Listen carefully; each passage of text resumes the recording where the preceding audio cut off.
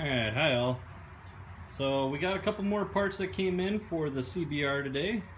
We got, let's see here, we got the gauge cluster, which is the only one that I could not find, or only one that I could find that wasn't broken here. I mean, it's broken here, but that we can live with. This was good. The only thing wrong here is you can see is the gauge is kind of off crooked. Luckily, we have one of our own, which we want to put in because this is the exact mileage of the bike currently. And it looks like they already broke the little connector off here that plugs in, so it's a win-win. All I got to do is take this apart, put our speedo gauge in there, and good to go. The other part that came in was the brake lights. So this little switch sits right where this bolt is, and it connects to right here. So when this gets, basically it's depressed all the time, when it gets let go, it goes like that and completes the circuit, and then sends power through that, through these, and then sends it back to the brake lights. So we are going to start trying to get those installed. This one shouldn't be too bad. It's just a little Phillips screwdriver. Take the bolt out, put the new bolt in, and reconnect these wires. So give me a sec here, and I'll show you what that looks like installed. Alright, so we're not going to be able to use this part. This is the wrong part for the bike. When it sits in here, it sits right there.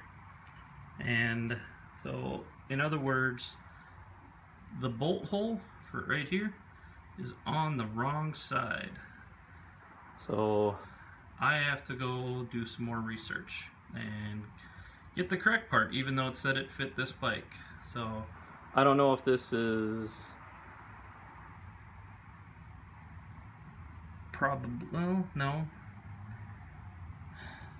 I don't know. So, back to the drawing board on this one, and we'll save this for another episode. So upon further investigation of taking this apart, we got to take this out, which is just those two bolts on the back. Upon further investigation of taking this thing apart, we found out that these parts were missing. They go over the top of these, and they were not on this unit, so luckily I have those two, so I'll be putting those on and cleaning those up, because yeah, I was like, I mean, this is why at any accident you grab everything possible, because you never know what you're gonna need or what you can scavenge from the other one. So let's go ahead and remove this, and I'll show you what the new one looks like put in. So after taking out this guy, I realized it's missing that little brass thing. So it's a good thing we're definitely swapping the speedo, or the speedometer, or odometer gauge. Well, speedo and odometer. But let's get these all squared away, put back in the bike, and we'll make sure all the lights work first. Alright, so I got it temporarily plugged in. I'm just sitting here, so let's go ahead and turn the bike on.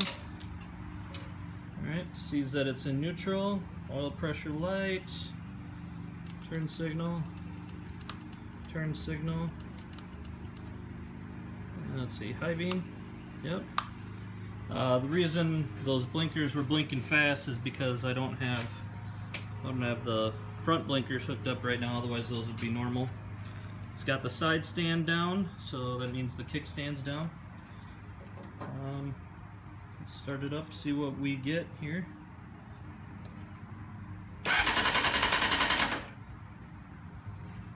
Yeah, it'd be good if I had the kill switch on.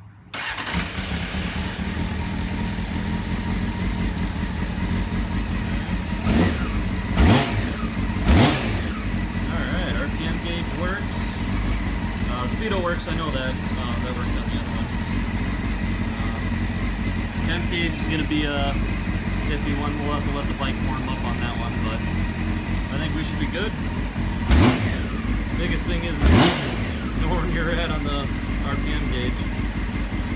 Let's shut this off, and I'll get this all buttoned up, put in there, and then see how it looks like all put together. Alright, that looks pretty good.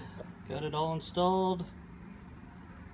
I ended up, since I didn't like how faded these guys were, since I had all mine from the previous one, I ended up throwing those in there, and they look a lot better because, like I said, these didn't have this clear extra cover to keep them clean, so they turned out pretty nasty. So we just swapped those out.